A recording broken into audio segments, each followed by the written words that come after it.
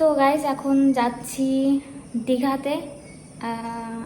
বলেছিলাম দুটো album shoot আসবে, তো দুটোর মধ্যে একটার শ্যুট করতে যাচ্ছি। দুটো তো একসাথে শ্যুট করা যায় না। ও হ্যাঁ, আমি আগে ভিডিওটা শুরু করি। Welcome back to my channel Ariyan dot Rumpa. তো সবাই কেমন আছো? আশা করি সবাই ভালো আছো, সুস্থ আছো। তো আমার সাথে যাচ্ছে সোমা।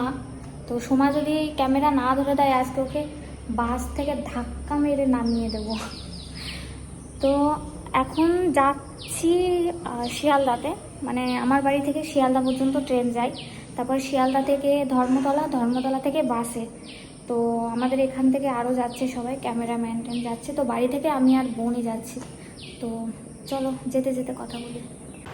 এটা হচ্ছে আমাদের গাজনা বাজার। তো বাজার থেকে অটো করে যাব তারকনগর স্টেশন। স্টেশনটা আমাদের বাড়ি থেকে একটু দূরে, বেশি দূরে না, সামান্য একটু দূরে। তো এখান থেকে অটো করেই যেতে হয়।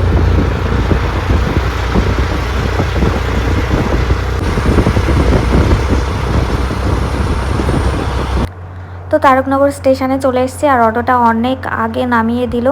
আগে ওই সামনের দিকটায় নামাতো, টিকিট কাউন্টার সোজাসুজি নামিয়ে দিত আগে। এখন অনেকটাই পিছনে নামিয়ে দেয়, মানে ওখান থেকে হেঁটে আসতে হয়। তো এখান থেকে টিকিট নেব আমি। সোমা আমার পেছনে আছে, ক্যামেরা করে দিচ্ছে। অনেক বলার পরে ক্যামেরা তো করে দিতে চাই না, তো আজকে করে দিচ্ছে। তো টিকিট নেওয়া হয়ে গেছে, এখন যাচ্ছি সামনের দিকে, লেডিসে উঠবো। কারণ আমি বেশিরভাগ লেডিসেই উঠি। তো দেখি ট্রেন কটায় আছে। 9:06 ট্রেন আছে। ট্রেনটা মনে হয় লেট, একদিনও ঠিকঠাক টাইমে আসে না, হয়তো আগে আসে না হলে অনেক পরে আসে। তো 9:22 ঢুকলো ট্রেনটা।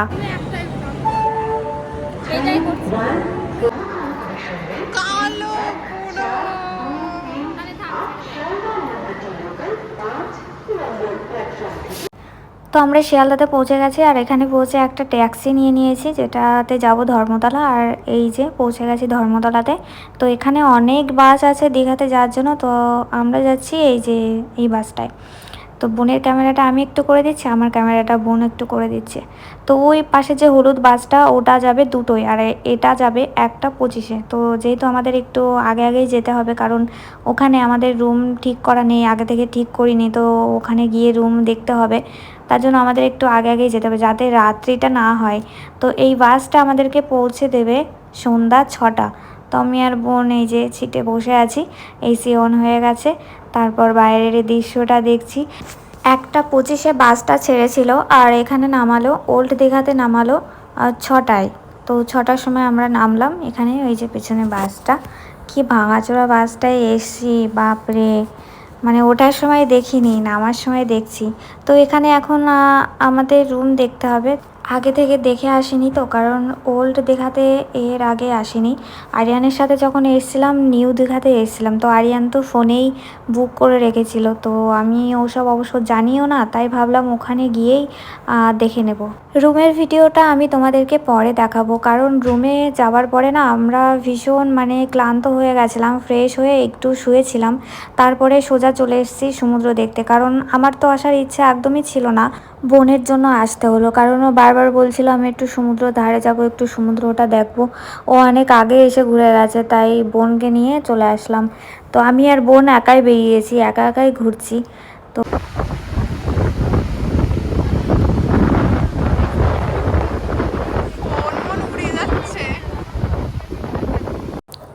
এত হাওয়া হচ্ছে যে দাঁড়িয়ে থাকা যাচ্ছে না, চুলগুলো তো পুরো 12টা বেজে যাচ্ছে। একটু ফোন দিয়ে যে ক্যামেরা করব, তারও উপায় নেই। তো আমার কোনো কিছুই ভালো লাগছে না, কারণ এই দীঘাতেই আমাদের দুজনের একসাথে আসার কথা ছিল, আমার আর আরিয়ানের। কিছুদিন আগেই আমরা প্ল্যান করেছিলাম মায়াপুর যাব আর দীঘাতে আসব, সেটা আর হলো না। সেই আসতে হলো দীঘাতে, আমাকে একা আসতে হলো।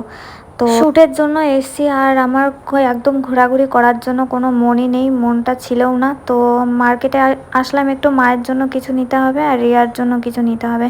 রিয়া তো জানেই না যে আমি দীঘাতে এসেছি, ও তো আছে বোর্ডিংয়ে। তো ভাবলাম এসছি যখন ওদের জন্য কিছু একটা নিয়ে যাই, তাই আর কি দেখছি মানে কি নেওয়া যায়। তো ঘুরে ঘুরে দেখে বেড়াচ্ছে, বাট এত সুন্দর সুন্দর জিনিস দেখে মনে হচ্ছে সব কিছুই নিয়ে নিই। কিন্তু আমার তো ওই যে ভালোই লাগছে না, যেটাই ধরতে যাচ্ছি মনে হচ্ছে যে এটা নেব আরিয়ানের জন্য, বাট মনেই থাকছে না যে আরিয়ানার নেই। তো চলো দেখি কিছুটা ঘুরে তারপরে যাব রুমে। ভীষণ ক্লান্ত হয়ে গেছে, আমার তো খুব ঘুম পাচ্ছে, ভালোই লাগছে না। শুধুমাত্র সোমার জন্য এই মার্কেটটায় আমাকে আসতে হলো, না হলে একদমই আসতাম না, কারণ আমি সব দিকেই আরিয়ানকে খুব মিস করছি। আগেরবার যখন এসেছিলাম ওল্ড দীঘাতে অবশ্য আসেনি, নিউ দীঘাতে ছিলাম, বাট আরিয়ানের সাথে খুব এনজয় করেছিলাম। তো এই যে একটা পুচকি মেয়ে, এ হচ্ছে আমার ভিডিও খুব দেখে, তো আমাকে দেখে চিনতে পেরেছিল, তো আমার সাথে কিছু ভিডিও শ্যুট করলো আর রিলস বানালো। তো ওনার মা বাবাও খুব সুন্দর ছিল। ওর নাম ছিল কাজল শেখ, আমি নামটা এখনও মনে রেখেছি, কারণ ভিডিওটা আমি অনেক দিন পরে এডিট করছি, তবু নামটা মনে রেখেছি, কারণ ওই বাচ্চাটাকে মানে কাজলকে আমার ভীষণ কিউট লেগেছিলো আর খুব ভালো লেগেছিলো, মানে আমার কাছ থেকে সরছিলই না। তারপরে বোনের যে এই ব্যাগটা নিল আর আমি এখানে আসলাম, একটা আংটি পছন্দ হলো। সোমা অবশ্য, সোমার চোখে আগে পড়লো আংটিটা, আমার চোখে আগে পড়েনি, আমি একটু চোখে মনে হয় কম দেখি। তো সোমা বললো যে এই যে এ আছে, এটা নে জিজুর নামে। তো আমি এই এটা দিয়ে নিলাম, ভাবছি এরকম একটা সোনার আংটি বানাবো, এ দেওয়া থাকবে এ, আর আরটা থাকলেও ভালো হয়, বাট এটা ঠিক আছে। তো চলো এখন রুমের দিকে যাচ্ছি, কারণ ভীষণ ক্লান্ত হয়ে গেছি, আমি আর পারছি না, চলতে পারছি না, পা পুরো ব্যথা হয়ে গেছে, এতটা রাস্তায় এসছি বসে বসে, মানে খুবই ক্লান্ত। তো যাচ্ছি এখন রুমের দিকে, তোমাদেরকে তো রুমটা দেখানোই হয়নি, তো চলো দেখি কতটা দেখাতে পারবো। এখন দেখাতে না পারলেও আমি ভিডিওর লাস্টে দেখিয়ে দেবো রুমটা।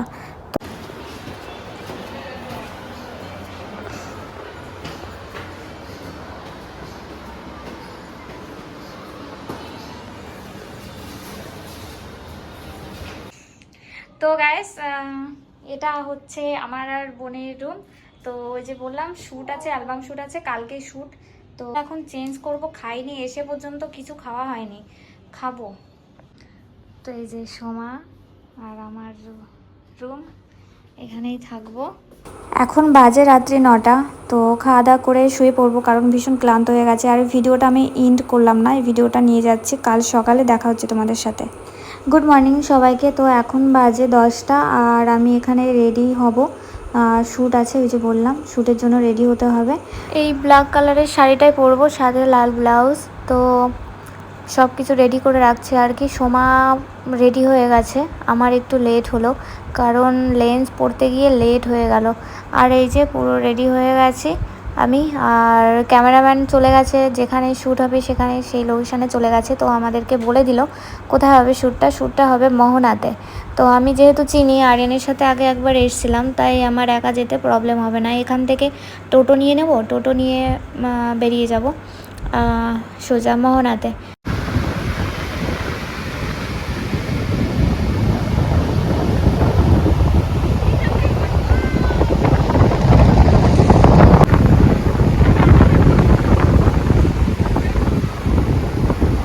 সমুদ্রের ধারে এত হাওয়া হচ্ছিল, মানে কি বলবো, আমাদের শ্যুটটা ভীষণ মানে টাফ হয়ে গেছিলো করতে আর কি। তোমরা অনেকেই দেখেছো ক্যামেরাটা ভীষণ নড়ে গেছে, মানে এতটাই হাওয়া হচ্ছিল ক্যামেরাটা নড়ে গেছে।